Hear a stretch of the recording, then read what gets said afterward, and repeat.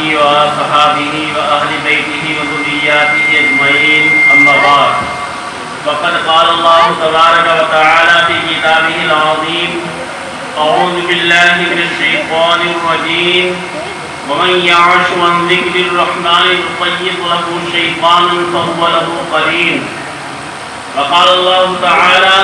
وما كان لمؤمن ولا مؤمنة إذا قضى الله ورسوله أمرا أن يكون لهم الخيار من أمرهم ومن يعص الله ورسوله فقد ضل ضلالا مبينا۔ وقال النبي صلى الله تعالى عليه وسلم: لا يؤمن أحدكم حتى أكون أحب إليه من والده وولده والناس أجمعين، أو كما قال عليه الصلاة والتسليم۔ اسٹیج پر تشریف فرما حضرات علماء کرام اور میرے محترم بھائیوں سامعین حضرات، اللہ تبارک و تعالیٰ کا بہت بڑا احسان اور اس کا فضل و کرم ہے کہ آج یہ اصلاح معاشرہ کے نام سے اس نیپالا پور بستی میں جلسے کا انعقاد کیا گیا۔ اگر ہمارے معاشرے کی اصلاح ہو جائے، یعنی ہمارے خاندان، ہمارے گھر کی، ہمارے بستی والوں کی اور ہمارے تمام ملنے والوں کی قرآن و حدیث کے مطابق اصلاح ہو جائے تو سمجھیے کیا ہے، ہم اور آپ دنیا میں بھی کامیاب رہیں گے اور آخرت میں بھی کامیاب رہیں گے۔ آج ہمارے اور آپ پر جو مصیبتیں آ رہی ہیں، آج ہم تکلیفیں سن رہے ہیں، ہم دیکھ رہے ہیں، ہم تکلیفوں کا شکار ہو رہے ہیں، اس کی وجہ اگر غور کیا جائے، دھیان دیا جائے تو ایسی صورتحال میں ہمارے آپ کے اندر کمی ہے۔ ہم اور آپ اللہ اور اس کے رسول صلی اللہ علیہ وسلم کا جو طریقہ ہے، اس طریقے کو ہم چھوڑے ہوئے ہیں۔ جو اللہ تعالیٰ نے زندگی گزارنے کا ایک انسان کو تہذیب عطا فرمائی اور طریقہ بتلایا، اس طریقے سے انتہائی ہم دور ہوتے چلے جا رہے ہیں۔ سرور کائنات حضرت محمد رسول اللہ صلی اللہ علیہ وسلم کا جو طریقہ ہے، اس سے ہم دور ہوتے چلے جا رہے ہیں۔ اس بنیاد پر ہم اور آپ پریشانی کا شکار ہو رہے ہیں۔ ہر جگہ پر ہمیں اور آپ کو پریشان کیا جاتا ہے اور تکلیفیں دی جا رہی ہیں اور تکلیفوں کے اسباب اور وسائل پیدا کیے جا رہے ہیں۔ لہذا ہمیں اور آپ کو جو اللہ تعالیٰ نے حکم دیا ہے اور بتلایا ہے، وَاعْتَصِمُوا بِحَبْلِ اللَّهِ جَمِيعًا، جتنے لوگ اس دھرتی پر رہنے والے ہیں، جتنے لوگ یہاں پر بسنے والے ہیں، سارے لوگ اللہ کے دین کی رسی کو مضبوطی سے پکڑ لو۔ دین کی رسی کو مضبوطی سے پکڑ لو، یعنی دین کو تھام لو، دین کے مطابق اپنی زندگی گزارو، قرآن کے مطابق اپنی زندگی گزارو۔ اللہ کے فرمان کے خلاف تمہاری زندگی نہیں ہونا چاہیے۔ اللہ کے فرمان کے مطابق تمہاری زندگی ہوگی تو میرے بھائیوں اور دوستوں، آپ جہاں پر بھی ہوگے اور جہاں بھی آپ جائیں گے، اللہ تبارک و تعالیٰ انہیں کامیاب فرمائے گا اور اللہ تعالیٰ ایک کامیابی کی زندگی عطا فرمائے گا۔ کہیں پر آپ کو پریشان ہونے کی ضرورت نہیں پڑے گی، آپ کہیں پر ڈریں گے نہیں، آپ کے اندر کوئی خوف نہیں آئے گا۔ اور ایسے اگر کیا ہے، غیر آدمی آئے آپ کو ڈرا رہا ہے، دھمکا رہا ہے، ڈرانے کی باتیں کر رہا ہے اور کیا ہے، پریشان کرنے کی باتیں کر رہا ہے، تو آپ کا دل پہلے کیا ہے، دھک دھک کرنے لگتا ہے۔ آپ کے دماغ کے اندر اللہ کا ڈر نکل کر غیروں کا ڈر آ جاتا ہے۔ وجہ کیا ہے، اس پر غور کیجئے، دھیان دیجئے کہ ہمارے اندر یہ تعلیم نہیں ہے، ہمارے اندر طریقے نبی نہیں ہے۔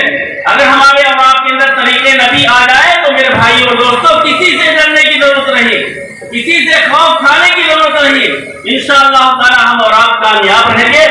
کیا آپ کو معلوم نہیں ہے؟ قرآن پاک کا مطالعہ کیجئے، قرآن پاک کو حضرات علماء کرام سے سمجھنے کی کوشش کیجئے۔ قرآن پاک ہمیں اور آپ کو اس بات کی طرف توجہ دلاتا ہے۔ قرآن پاک ہمیں اور آپ کو یہ بتلا رہا ہے کہ ہماری زندگی اگر فرمان خداوندی کے مطابق ہوئی تو میرے بھائیوں اور دوستوں، انشاءاللہ تعالی ہم چاہے آپس میں تو دور کی بات ہے، چھوٹے چھوٹے لوگوں کے پاس جا کر کیا ڈر جو ہوتا ہے وہ تو دور کی بات ہے، بڑے لوگوں کے بھی مجمع میں اگر ہم چلے جائیں اور بڑے لوگوں کے سامنے بھی ہم حاضر ہو جائیں تو ایسی صورتحال میں ہمارے اندر ڈر نہیں آ سکتا ہے، خوف نہیں آ سکتا ہے۔ میرے آقا حضرت محمد رسول اللہ صلی اللہ علیہ وسلم کی تعلیمات میرے بھائیوں اور دوستوں یہی ہے جو قرآن پاک نے فرمایا کہ اے مسلمانوں اللہ کی رسی کو مضبوطی سے پکڑ لو اور آپس میں جدا جدا ہو کر زندگی نہ گزارو ولا تفرقوا۔ اللہ تعالیٰ نے جو یہ تعلیم دی ہے اور جو بتلایا ہے، تو میرے بھائیوں اور دوستوں آج معاشرے کے اندر گھر پہ ہم نظر ڈالتے ہیں، آپس میں بھائیوں میں نظر ڈالتے ہیں، ہم خاندان پر نظر ڈالتے ہیں، ہم محلوں پر نظر ڈالتے ہیں، ہم محلے کی گلیوں پر نظر ڈالتے ہیں، ایک دوسرے سے نفرت کیا کرتا ہوا نظر آتا ہے۔ ہر شخص ایک دوسرے سے کیا منہ بنا رہا ہے، منہ چڑھا رہا ہے، جبکہ قرآن کہہ رہا ہے ولا تفرقوا، آپس میں جدا جدا مت ہو، آپس میں ایک بن کر رہو۔ جس طریقے سے رسی ہوتی ہے اور کتنے اس کے اندر جوڑ لگائے جاتے ہیں اور کتنی چیزوں سے ملا کر اس کو کیا ہے ملایا جاتا ہے جب وہ رسی تیار ہوتی ہے، اللہ تبارک و تعالیٰ نے اسی لیے اس آیت کے اندر جو مثال بیان فرمائی ہے کہ جس طریقے سے رسی کو بنایا جاتا ہے، ایک ایک باریک باریک سا باندھ جیسی کیا ہے رسی کو پہلے بنایا جاتا ہے، اس کے بعد کیا اور بڑھایا جاتا ہے جب وہ ایک رسی تیار ہوتی ہے۔ اسی طریقے سے میرے بھائیوں دوستوں ہم اور آپ الگ الگ ہیں، اس کے بعد میں اللہ تبارک و تعالیٰ نے جو ہمیں اور آپ کو تعلیم دی اور بتلایا کہ آپس میں جس طریقے سے ایک رسی کیا ہے مضبوط سی بن گئی جو بال کے برابر میں تھی اور بال سے کیا ہے ہلکی ہلکی موٹی ہوتی چلی گئی اور اس کو بنایا گیا تو وہ کیا ایک مضبوط چیز کو اٹھا سکتی ہے۔ اسی طریقے سے ہم اور آپ اگر رسی کی طرح آج بن جائیں اور ایک دوسرے سے محبت کرنے والے ہو جائیں، میرے بھائیوں اور دوستوں ہم اور آپ ہی کیا جہاں پر جائیں گے اللہ تبارک و تعالیٰ ہمیں اور آپ کو کامیاب فرمائے گا۔ ہمیں کسی سے ڈرنے اور خوف کھانے کی ضرورت نہیں ہے۔ پھر بھی کوئی آدمی انتشار کی کیفیت پیدا کرتا ہے، اختلاف ڈالنے کی کوشش کرتا ہے، میرے بھائی اور دوستوں آج اس کا دور ہمیں اور آپ کو آقا نامدار حضرت محمد رسول اللہ صلی اللہ علیہ وسلم کی سیرت طیبہ میں تلاش کرنا چاہیے۔ ایک بار کا واقعہ ہے، مدینہ طیبہ میں جب جناب محمد رسول اللہ صلی اللہ علیہ وسلم تشریف لائے تو آپ علیہ السلام نے دیکھا کہ مدینہ طیبہ میں دو خاندان ہیں، ایک اوس ایک خزرج، اوس اور خزرج دو قبیلے ہیں اور دونوں قبیلوں میں ایک جنگ بواس، اس جنگ کا نام ہے جنگ بواس۔ 120 سال یعنی حضور صلی اللہ علیہ وسلم جب مدینہ طیبہ ہجرت فرما کر تشریف لائے ہیں اس سے 120 سال پہلے سے کیا وہ جنگ ہوتی چلی آ رہی ہے اور آپس میں ان دونوں قبیلوں کے درمیان میں دراڑ ہے، آپس میں ایک دوسرے کو دیکھنا وہ گوارا نہیں کر رہے ہیں۔ یہ حال ہے دونوں خاندانوں کا، اوس کا بھی اور خزرج کا بھی۔ اوس خزرج کو نہیں دیکھنا چاہتا ہے، خزرج اوس قبیلے کو اور خاندان کو دیکھنا نہیں چاہتا ہے، دونوں کے دونوں کیا ہے آپس میں لڑ رہے ہیں۔ آخرکار کیا ہے میرے بھائیوں اور دوستوں سرور کائنات حضرت محمد رسول اللہ صلی اللہ علیہ وسلم نے ان کو ایسی تعلیم دی اوس اور خزرج کو اور ایسا انہیں سکھایا اور ایسا آپس میں کیا ہے اور ان کے درمیان میں بھائی چارہ پیدا فرما کیا کہ ایک دم ایسے ہو گئے جیسے کہ کیا ایک ہی ماں کی دودھ سے، ایک ہی ماں کی چھاتی سے ان لوگوں نے دودھ کیا ہو۔ 120 سال سے جن خاندانوں کے بیچ میں لڑائی چلتی چلی آ رہی ہو میرے بھائیوں اور دوستوں اور آقا نامدار حضرت محمد رسول اللہ صلی اللہ علیہ وسلم نے جو ان کو تعلیم دی، جو ان کو سکھایا، تو 120 سالہ جو زندگی ہے لڑائی اور جنگ والی وہ آپس میں ایسے ہو گئے جیسے کہ کیا انہوں نے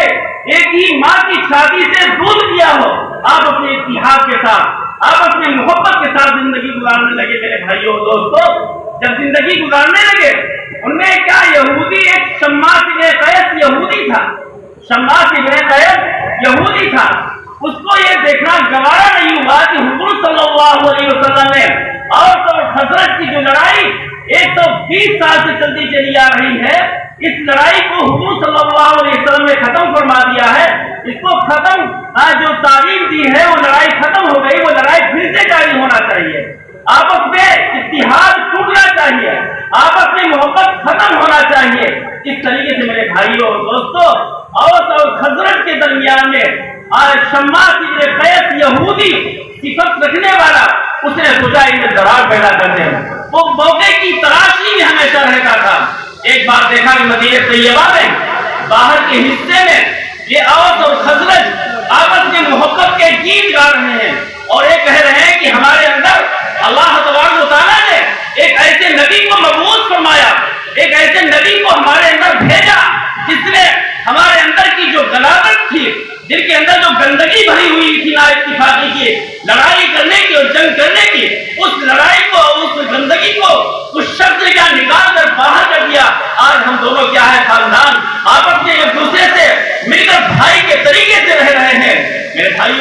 اسی طریقے سے وہ اللہ اس کے رسول صلی اللہ علیہ وسلم کی باتیں کر رہے تھے اور خزرج۔ اتنے میں کیا ہے، شماس ابن قیس یہودی کو یہ بات معلوم ہو گئی کہ کیا دونوں کی دونوں خاندان آج وہاں شہر کے باہر جمع ہیں اور آپس میں محبت کے گیت گا رہے ہیں۔ آپ اس میں رسول اللہ صلی اللہ علیہ وسلم کا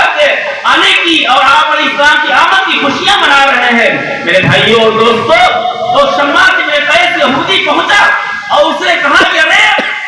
اے عورت، تم کو معلوم نہیں ہے یہ خزرج وہی خاندان ہے، اس خاندان نے تمہاری ماں کو تم سے جدا کیا تھا، تمہارے باپ کو تمہاری ماں سے جدا کیا تھا، تمہاری ماں کو بیوہ اور ران کر دیا تھا، کہیں کسی سے کہا تمہاری ماں کو تمہارے باپ سے جدا کر دیا تھا، تمہارے بھائیوں کو تم سے جدا کر دیا تھا۔ میرے بھائیوں دوستوں، پرانی باتیں جو جاہلیت والے تھی، جو کیا پرانے زمانے میں سی بات پر کیا آپس میں لڑائی لڑنے لگتے تھے، اور ان باتوں کو اس نے چھیڑخانی کر دیا، ان باتوں کو اس نے چھیڑ دیا آپس میں۔ آخرکار کیا ہے، دونوں باتیں دونوں خاندان والوں کو قدیم باتیں، پرانی باتیں یاد آ گئی اور انہوں نے سوچا کہ کیا ہے، واقعی ایسا معاملہ ہوا ہے، 120 سال ہم نے جنگ لڑی ہے، آپس میں کیا لڑتے چلے آ رہے ہیں، واقعی کیا ہماری ماں کو اس خاندان نے ہمارے باپ سے جدا کیا، ہمارے باپ کو ماں سے جدا کیا، ران اور بیگا کیا، اس طریقے سے معاملات چلتے چلے آ رہے تھے۔ اور مسلسل کیا ہے، اس شخص نے، اس خاندان، اس عورت نے خزرج کے گھر والوں کو قتل کیا ہے، خاندان والوں کو قتل کیا ہے۔ میرے بھائیوں دوستو، جب یہ بات آپس میں وہاں پر پڑی اور آپس میں کیا ہے ایک دم ابھرنے لگی، شماس ابن قیس نے ابھاری یہ بات، ان دونوں خاندان والوں کو بھی پرانی بات یاد آئی اور آپس میں کیا ہے بات چیت بڑھنے لگی، آپس میں کیا ہے اتنی تیزی کے ساتھ، اتنی شدت کے ساتھ بات چیت بڑھی، قریب تھا کہ دونوں کی دونوں خاندان اور خزرج سے بھڑ جائے، خزرج اوس سے بھڑ جائے۔ اتنے میں سرور کائنات امام الانبیاء حضرت محمد رسول اللہ صلی اللہ علیہ وسلم کو معلوم ہوتا ہے کہ یا رسول اللہ، وہاں پر جن دونوں خاندانوں کے بیچ میں آپ نے محبت پیدا فرما دی تھی، اوس اور خزرج کے درمیان میں آج انہی دونوں خاندانوں کے درمیان میں درار ہونے جا رہی ہے، انہی کے درمیان میں نا اتفاقی پیدا ہونے جا رہی ہے۔ جب یہ بات صلی اللہ علیہ وسلم نے یہ بات سنی، آپ اسلام جلدی سے تیزی کے ساتھ تشریف لے گئے اور دیکھا کہ ہاں واقعی دونوں خاندانوں کے درمیان میں درار پیدا ہونے جا رہی ہے، لڑائی جھگڑا ہونے جا رہا ہے، گتم گتا ہونے جا رہی ہے۔ اتنے میں آقا انعامدار علیہ السلام فوراً کھڑے ہوئے اور آپ نے فرمایا یا ایھا الناس بین اظہرکم، اے لوگوں میں تمہارے درمیان میں موجود ہوں، جاہلیت کی باتیں کیسی، یہودیتیں کیسے آ گئی تمہارے اندر، عیسائیتیں کیسے آ گئی، 120 سال والی جنگ جو تم لڑتے چلے آ رہے تھے اس کا ہم نے خاتمہ کیا، تمہارے درمیان میں ہم نے لڑائی کو ختم کر کے آپس میں محبت پیدا کی، وہ ہم نے کام کیا، آج تم زمانے جاہلیت کے طریقے پر آ گئے ہو، یہ تمہارے سے کیسے معاملہ پیدا ہو گیا۔ آخرکار انہوں نے عرض کیا یا رسول اللہ صلی اللہ علیہ وسلم، ہمارے درمیان میں یہ شماس ابن قیس یہودی آ گیا، اسے قدیم اور پرانی باتوں کی چھیڑخانی کر دی، اس بنیاد پر کیا ہے ہمارے درمیان میں درار پیدا ہونے جا رہی تھی۔ یا رسول اللہ آپ تشریف لائے، اللہ کے نبی علیہ السلام نے کچھ دیر تقریر فرمائی، ان کے درمیان میں خطبہ دیا اور نصیحانہ انداز سے ان کو سمجھایا، اور کیا ہے آپس میں رونے لگے اور ایک دوسرے کے گلے ملنے لگے۔ میرے بھائی اور دوستو، اگر ہم اور آپ بھی کیا ہے اتحاد اور اتفاق کے ساتھ زندگی گزارنے لگے، وہ آج معاشرے کے اندر ختم ہو رہی ہے، جس کی بنیاد آج اس جلسے کی ڈالی گئی ہے، تو میرے بھائی اور دوستو ہم اور آپ کہیں پر ناکام ہونے والے نہیں ہیں، ہم اور آپ کہیں پر خراب اور برباد ہونے والے نہیں ہیں، ہم کامیاب رہے ہیں اور کامیاب رہ کر رہیں گے انشاءاللہ تعالی۔ اللہ تبارک و تعالیٰ نے اتحاد کے اندر وہ طاقت عطا فرمائی ہے، آج جو طاقت دوسری چیز کے اندر موجود رہی ہے، اس لیے اتحاد کے ساتھ رہیے۔ دیکھیے صحابہ کہف کتنے، صحابہ کہف سورہ کہف 15 اور 16 پارے میں کیا ہے مکمل ہوتی ہے، پارے سورات نبوی کے بعد مکمل ہوتی ہے۔ آپ حضرات باقی اصحاب کہف بہت سنا ہوگا، آخر کیا کتنے لوگ ہیں، آج کیا گنتی کے کیا چند لوگ ہیں، آج 7 لوگ ہیں، آج اس انداز کے 7 لوگ ہیں۔ میرے بھائی اور دوستو آخرکار کیا ہے، دیکھتے کیا ہے، ایک جگہ میلہ لگ رہا ہے، اور میلے میں کیا ہے؟ غیر اللہ کے سامنے اپنی پیشانی کو لوگ ٹیپ رہے ہیں، غیر اللہ کے سامنے ہاتھ پھیلائے ہوئے ہیں، غیر اللہ کے سامنے ہاتھ پھیلائے ہوئے ہیں۔ اور یہ 7-8 لوگ تھے، انہوں نے دیکھا غیر اللہ کو یہ لوگ سجدہ کر رہے ہیں، تو کیا ایک آدمی وہاں گھٹا کر ہم تو غیر اللہ کے آگے کیا جھکیں گے؟ یہ اپنی کیا جہاد والی باتیں کریں، جہاد والے کام کریں، ہم غیر اللہ کے سامنے نہیں جھکیں۔ ہمیں اللہ نے ہدایت دی، ہم اللہ کو ماننے والے ہیں۔ ربنا ورب السماوات، ہمارا رب آسمان اور زمین کا رب اللہ ہے۔ اس طریقے سے انہوں نے کہا، ایک ہٹا، دوسرا آیا، وہ بھی کیا نہیں پر کھڑا ہو گیا، تیسرا آیا، وہ بھی کھڑا ہو گیا۔ الغرض جتنے لوگ تھے وہ سارے ایک جگہ پر جو درخت وہاں پر تھا اس کے نیچے کھڑے اور آپس میں ایک دوسرے سے نہ واقف، نہ وہ جتنے لوگ تھے آپس میں ایک دوسرے کو جانتے نہیں تھے۔ یہ شہزادوں کی، وزیروں کی، بادشاہوں کی اولاد میں تھے۔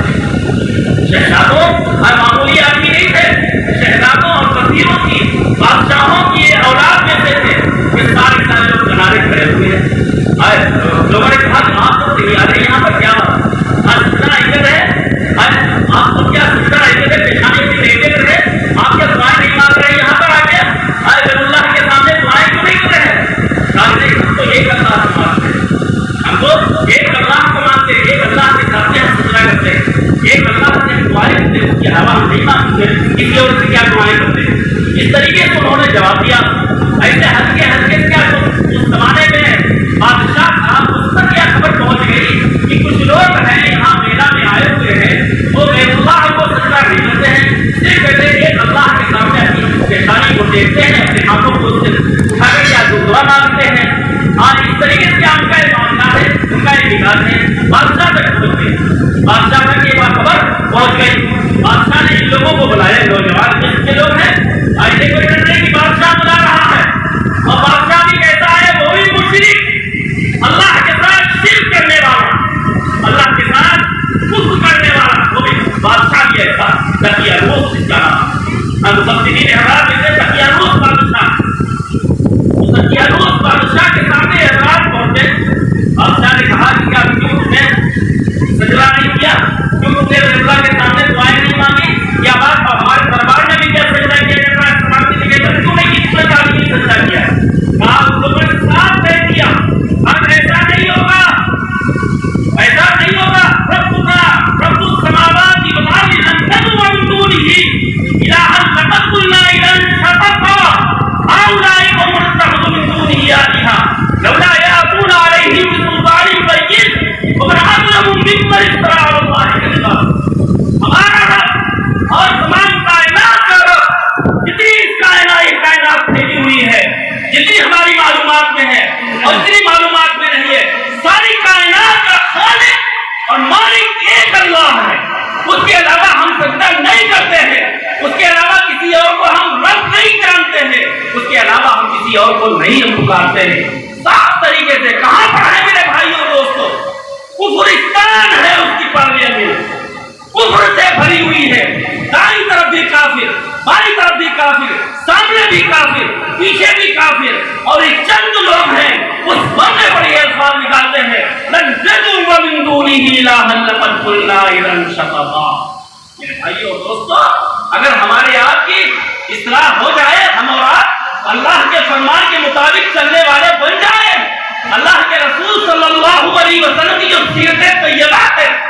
آپ علیہ السلام کا جو طریقہ کار ہے، جو آپ علیہ السلام نے زندگی عطا فرمائی ہے، محبت کی، آپس میں محبت کے ساتھ رہنا، آپس میں کیا ہر ایک کے ساتھ حسن سلوک کا معاملہ کرنا، چاہے تمہارا پڑوس کا رہنے والا غیر اللہ کو ماننے والا کیوں نہ ہو، اس کے ساتھ بھی کیا حسن سلوک کرنا ہو۔ دیکھیے آقا نامدار حضرت محمد رسول اللہ صلی اللہ تعالیٰ علیہ وسلم نے جو تعلیم دی ہے، آپ علیہ السلام کی تعلیمات ایک دم عمومی ہے،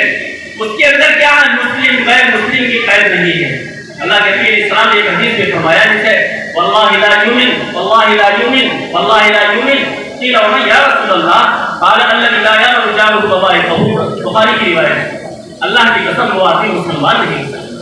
اللہ کی قسم وہ آدمی مسلمان نہیں ہے، اللہ کی قسم وہ آدمی مسلمان نہیں ہو سکتا۔ صحابہ کرام رضی اللہ تعالیٰ عنہ مجمعین حیرت میں پڑ گئے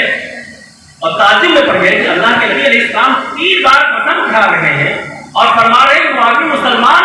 کامل ترین نہیں ہو سکتا ہے، آخر وہ کون ہے؟ صحابہ نے عرض کیا یا رسول اللہ کون شخص ہے جس کے بارے میں آپ علیہ السلام ہمارے مسلمان قابل رہیے؟ کون آدمی؟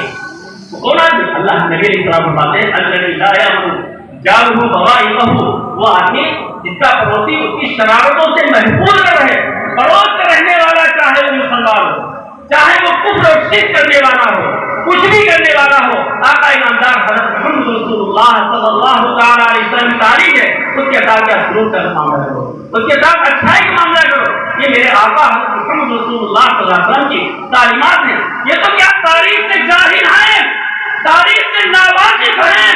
جو یہ کہتے ہیں کہ کیا آقا انعامدار حضرت محمد رسول اللہ صلی اللہ تعالی علیہ وسلم نے تعلیم سے ہٹ کر کیا دوسری بات کی ہے، دوسروں کو ستانے کی بات کی ہے۔ وہ تاریخ سے جاہل ہیں جو یہ بات کہنے والے ہیں، تاریخ سے ناآشنا ہیں، تاریخ کو پڑھتے نہیں ہیں۔ میرے آقا حضرت محمد رسول اللہ صلی اللہ تعالی علیہ وسلم تاریخ کو پڑھیے۔ آج جو لوگ یہ باتیں غلط کہتے ہیں، ان کو میرے آقا کی تاریخ پڑھنا چاہیے، انہیں پتہ چل جائے گا میرے آقا کی کیا تعلیم ہے، میرے آقا حضرت محمد رسول اللہ صلی اللہ علیہ وسلم کیا راستہ بتلا رہے ہیں۔ میرے بھائیوں دوستو، میں لے کر رہا تھا، بتلا رہا تھا، اگر واقعی ہمارے اور آپ کے اندر آپس میں محبت پیدا ہو جائے، آپس میں اتحاد پیدا ہو جائے، آپس میں اتفاق پیدا ہو جائے، تو میرے بھائیوں اور دوستو انشاءاللہ تعالی ہم اور آپ کہیں پر بھی ناکام نہیں ہو سکتے ہیں، ہر جگہ پر کامیاب رہیں گے۔ چاہے جہاں ہم اور آپ چلے جائیں، صرف اپنے اندر اللہ کا ڈر پیدا کرے، ہر جگہ پر کامیاب رہیں گے۔ قرآن کا طرف ہے، قرآن جگہ جگہ پر فرما رہا ہے وَإِن تَصْبِرُوا وَتَتَّقُوا لَا يَضُرُّكُمْ كَيْدُهُمْ شَيْئًا إِنَّ اللَّهَ بِمَا يَعْمَلُونَ بَصِيرٌ۔ قرآن اعلان کر کہا میرے بھائیوں دوستو، اگر تم کیا ہے اللہ کے فرمان پر جمے رہو،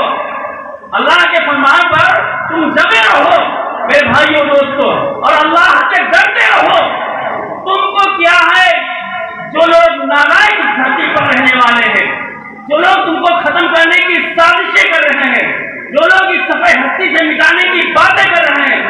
ذرہ برابر ان کا مکر، ان کا فریب تم کو نقصان نہیں پہنچا سکتا۔ قرآن کہہ رہا ہے، قرآن پاک یہ اعلان کر رہا ہے۔ اس لیے میرے بھائیوں دوستو، یہ تمام کی تمام چیزیں اس وقت ہمیں اور آپ کو حاصل ہوگی جب ہمارے بچے قرآن و حدیث کے مطابق علم دین حاصل کریں گے، قرآن پاک حاصل کریں گے، اللہ کے نبی علیہ السلام کی سیرت کو حاصل کریں گے، تو انشاءاللہ تعالیٰ یہی ہماری فوج آگے چل کر کیا ہے دوسروں لوگوں کو ہدایت پر لانے والی ہوگی۔ آج ہم اور آپ محنت کریں تعلیم پر، انشاءاللہ ہم اور آپ کامیاب رہیں گے۔ دیکھیے ہمارے آباء و اجداد نے کتنی محنت کی ہے اس تعلیم پر، دھیان دیجیے، غور کیجیے۔ میں ایک چھوٹا سا واقعہ سنانے جا رہا ہوں اور اس کو بھی کیا مختصر کر رہا ہوں۔ فروخ مدینہ طیبہ میں کے رہنے والے ہیں اور ان کو اللہ کے راستے میں گئے ہوئے کافی دن ہو چکے تھے۔ بہت سے کیا ہے ممالک ہارون الرشید کے ساتھ میں انہوں نے فتح کیے، صحابہ کرام رضی اللہ تعالیٰ عنہ کے ساتھ میں فتح کیے۔ اس کے بعد میں صحابہ کا زمانہ وہ ختم ہو رہا تھا اور کافی دن ہو گئے مدینہ طیبہ رہتے ہوئے۔ ان کو کیا ہے اس فتح یابی پر کافی رقم بھی انعام میں ملی تھی۔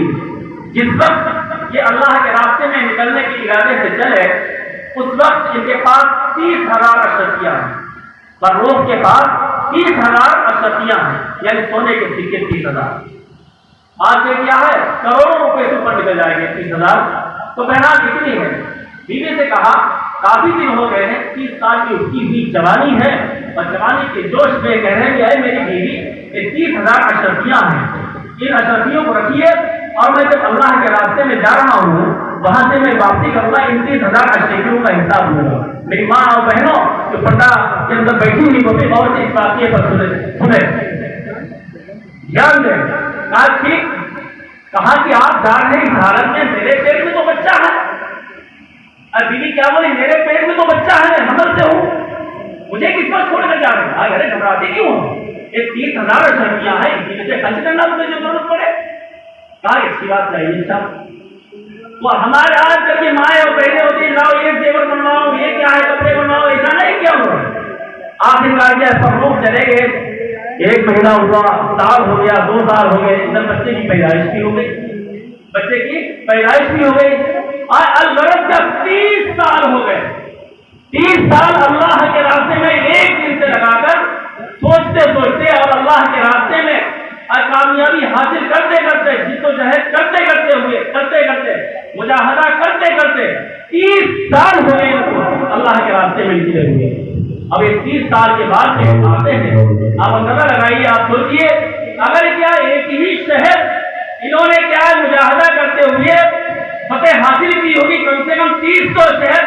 ایک سال کے اندر 30 شہر تو ضروری، اور پتہ نہیں کتنے ہوں گے، تو کیا ایک تخمینہ ایک اندازہ ہے۔ 30 سال کے بعد میں واپس ہوتے ہیں،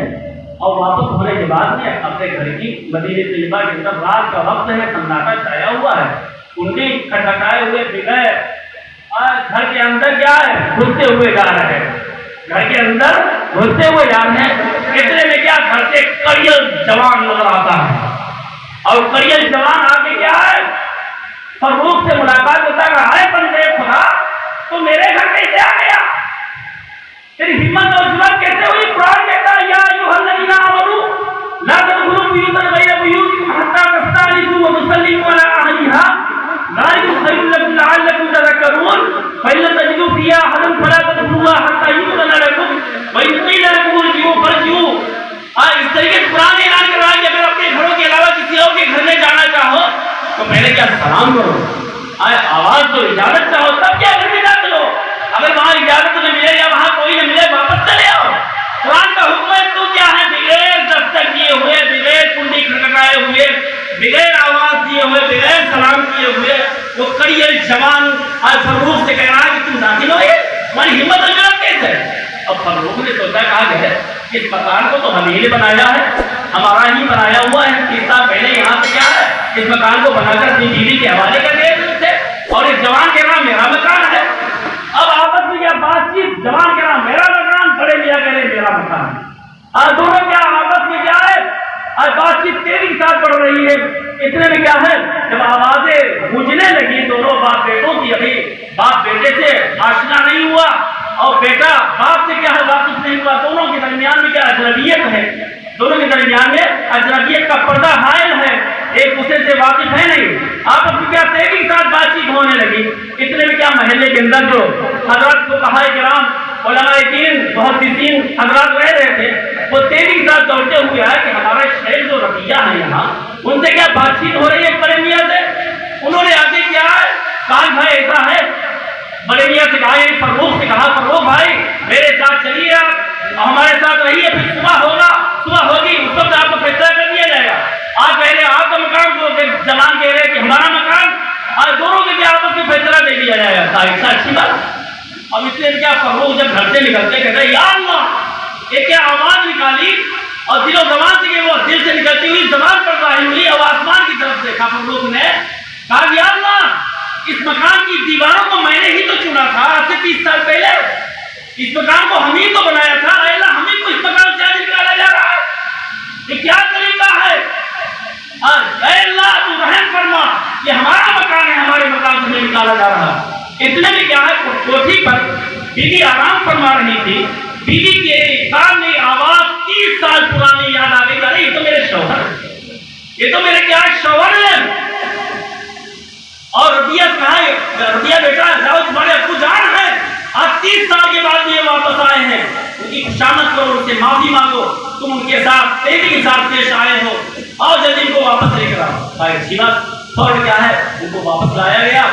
اور بات چیت چونکہ بڑھ گئی اس لیے پوری رات اسی میں گزر گئی، اور رات کے حصے میں وہ آئے تھے، اتنے کیا مسجد نبوی میں فجر کی اذان ہوئی،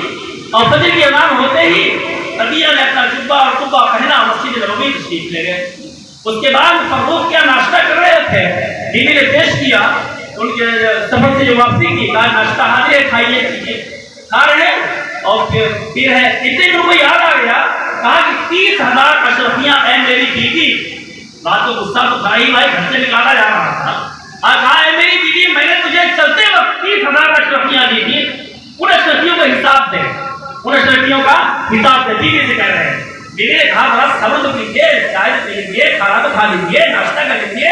اس کے بعد 30,000 اشرفیوں کا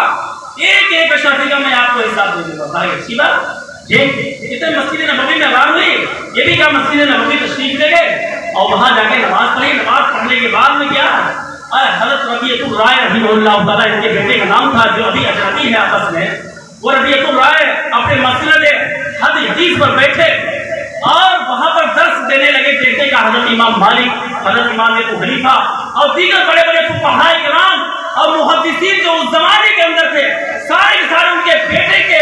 سامنے اپنے پہلو تہی کیے ہوئے بیٹھے ہوئے ہیں، شرف تلمذ اختیار کیے ہوئے بیٹھے ہیں، شاگردی میں کیا ان کی بیٹھے ہوئے ہیں، اور ہر شخص شہنادہ ہے وہ اپنے آپ کو قربان کر رہا ہے، ہر ایک کیا ہے بڑے بڑے ذمہ دار قسم کے لوگ اپنے آپ کو کیا اس پر نشاور کر رہے ہیں، قربان کر رہے ہیں۔ اب یہ پوچھ رہے ہیں بھائی آخر یہ نوجوان کون ہے؟ ابھی اس کی 25-30 سال کی عمر ہوگی، اس پر لوگ اتنا قربان ہو رہے ہیں، اور میں 30 سال مجاہدہ کر کے آیا ہوں اللہ کے راستے میں، آیا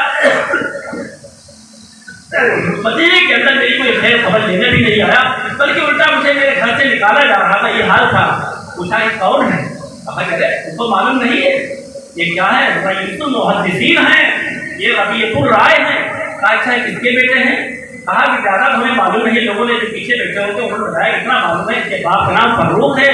اور حضرت کے والد محترم آج ہی رات میں تشریف لائے ہیں۔ جب انہوں نے سنا کہ ہمارے یہ تو ہمارا ثبوت ہے، ہم ہی آج رات میں تشریف آئے ہیں، ہم ہی آج رات میں آئے ہیں، ان کی آنکھوں میں آنسو کیا نکلنے لگے، خوشی کے مارے آنسو نکلنے لگے، اور جلدی سے کیا گھر پہ آئے، اور گھر پہ آ کے کیا ہے کہنے لگے کہ اے میری بیوی، اور تمہیں عجیب مانگا دیکھا نوجوان ہے، اس پر کیا سارے لوگ قربان ہیں۔ کہا کہتا ہے بتائیے آپ کی آنکھوں میں موٹے موٹے آنسو کیوں ہے؟ کہا آنسو پوچھتی ہے کیوں ہے؟ میرا بیٹا جو ہے ربیعۃ الرائے جس کو ہم پہچان نہیں سکے، یہ اس کے علم کی خوشی میں اللہ نے اس کو اتنا علم عطا فرمایا۔ کہا معلوم ہے آپ کو، آپ کے جانے کے بعد یہ جو 30,000 اشرفیاں ہمیں دے گئے تھے، ہر اشرفی کیا ہے ہم نے آپ کے بیٹے کی تعلیم پر خرچ کی ہے، آپ کے بیٹے کو ہم نے پڑھایا ہے۔ بیٹے نے کہا امی جان ہم مصر جائیں گے، ہم نے مصر تعلیم کے لیے بھیجا۔ بیٹے نے کہا میں بغداد جاؤں گا، ہم نے بغداد بھیجا۔ بیٹے نے کہا ملک شام جائیں گے، ہم نے ملک شام بھیجا۔ بیٹے نے کہا ملک یمن جائیں گے، ہم نے ملک یمن بھیجا۔ میرے بھائیوں دوستوں ایک ملک نہیں، 5 ملکوں کے اندر ہر تعلیم حاصل کرنے والا شخص، 5 ملکوں کے اندر تعلیم حاصل کرنے والا شخص، اور یہ تعلیم کون دلا رہی ہے؟ میری ماں، میرے بھائیوں اور دوستوں اور میری پردہ نشین ماں اور بہنوں، غور سے سنو، دھیان دو کہ تعلیم دلانے والی یہ ماں ہے، اور جس کے حوالے 30,000 اشرفیاں کر گئے تھے، 300,000 اشرفیاں بیٹے کی تعلیم پر لگائی، اور ایک ملک میں نہیں 5 ملکوں میں اپنے شوہر کے پیچھے اور اپنے شوہر کی غیر موجودگی میں، اپنے شوہر کے نہ ہونے کے وقت میں اپنے بیٹوں کو یہ تعلیم دی۔ آج ذرا ہم اولاد سے گریبان میں گھٹال کر دیکھیں